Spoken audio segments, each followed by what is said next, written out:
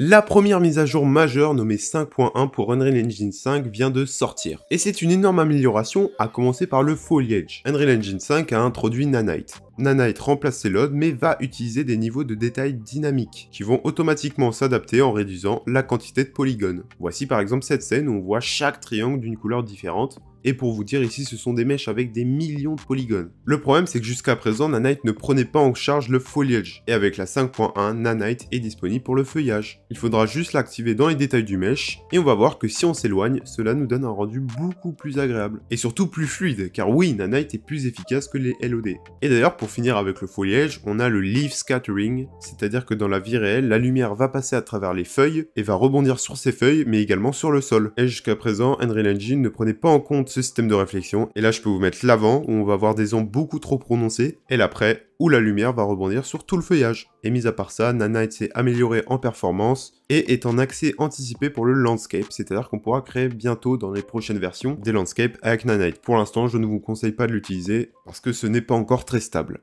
De son côté, le système d'éclairage et de réflexion dynamique Lumen a été amélioré, déjà avec le feuillage comme je viens de vous le dire, mais également avec une amélioration globale qui va permettre d'afficher des jeux en 60 fps sur les consoles de nouvelle génération. L'éclairage va également comporter moins de bruit, c'est-à-dire une image plus nette, donc en gros le bruit c'est de la dégradation sur une image, et jusqu'à présent il y en avait beaucoup entre les ombres et la lumière. Désormais ce bruit a été vraiment réduit, jusqu'à ne presque plus apparaître. On peut voir la différence entre les deux. Quand je parle d'une amélioration générale, on a également la lumière qui va mieux rebondir sur les parois, ainsi que les réflexions et l'illumination globale, ce qui va faire qu'il va être grandement amélioré. On peut voir la différence entre cette image et celle-ci. Également, jusqu'à présent, Lumen ne prenait pas en charge les réflexions sur les matériaux de surface translucide. On parle donc de l'eau, des miroirs, du verre et des choses qui reflètent. Désormais, avec Lumen, on peut activer les réflexions de transluidité et on passe donc de ça à ça. Autant vous dire que c'est incroyable parce qu'on va avoir des réflexions de très haute qualité sur des surfaces translucides. Également une très bonne nouvelle pour ceux qui souhaitent créer des mondes ouverts, parce qu'Unreal continue d'améliorer les outils pour créer des mondes ouverts massifs avec des fonctionnalités supplémentaires. Et surtout vous allez pouvoir créer des mondes beaucoup plus grands, c'est-à-dire que jusqu'à présent dans Unreal Engine 4 par exemple, on pouvait aller jusqu'à 22 km autour du point d'origine. Et si l'on dépassait cette zone, Unreal Engine se mettait à péter un câble en fait, les widgets ne s'affichaient plus et Unreal ne pouvait plus calculer ce qui se passait car on était trop loin. Maintenant, on passe de 22 km à 88 millions de kilomètres. Voilà. Autant vous dire une grosse amélioration qui vont vous permettre de créer des mondes ouverts massifs sans perte de précision. Également, le système Niagara de particules a été amélioré concernant son interface utilisateur, sa qualité et les performances. L'outil Rigging qui permet de déplacer des os pour créer des animations, qui va être amélioré avec la déformation des os mieux prise en charge et des nouveaux outils pour créer des meilleures animations avec les os.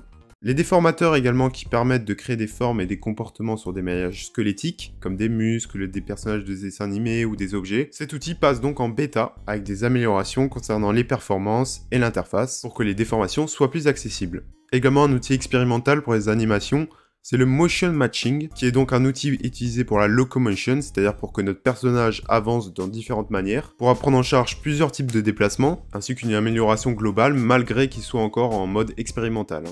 Également, quand vous créez une animation avec le sequencer, vous créez donc des clés, des points clés, qui vont permettre d'animer les différents éléments. Et on le sait, pour déplacer plusieurs points de clés en même temps, c'est galère, il faut tout sélectionner, on n'a pas la bonne vision dans la timeline. Maintenant, une nouvelle interface, c'est-à-dire que tous les points vont être représentés par une barre, qu'on va pouvoir bouger très facilement, et ça va donc déplacer tous les points. Donc si on veut par exemple qu'une animation entière démarre plus tôt ou plus tard, et bien maintenant on peut faire ça en 2 clics. Également, on va pouvoir avoir plus d'infos sur les destructions, c'est-à-dire les informations de l'état, de la taille, des dégâts, des suppressions et des collisions qu'il y a eu, et nous permettre donc d'observer les dégâts. Et pour finir, avec toutes ces améliorations, on a au final les intelligences artificielles, avec plusieurs outils qui sortent de leur statut expérimental, comme les objets intelligents qui sont des objets avec lesquels les IA et les joueurs vont pouvoir interagir. Ça peut être n'importe quel objet, par exemple un banc. Il y a également l'outil Mass Entity qui va en bêta et qui va permettre en fait de peupler efficacement les mondes à grande échelle. C'est-à-dire créer des foules de dizaines de milliers d'IA, bien évidemment en gardant des performances. On a vu donc dans cette vidéo les principales améliorations venant avec la mise à jour 5.1. Si vous venez de découvrir Unreal Engine 5 et que vous souhaitez apprendre le moteur, ma formation est disponible dans la description, c'est le premier lien. Elle vous apprendra toutes les bases ainsi que la création d'un jeu. Et si vous voulez voir toutes les nouveautés vraiment en détail, il y a un deuxième lien dans la description qui va vers le doc d'Unreal Engine où vous aurez absolument toutes les nouveautés en détail. Et je vous dis restez créatifs et je vous donne rendez-vous au prochain tuto.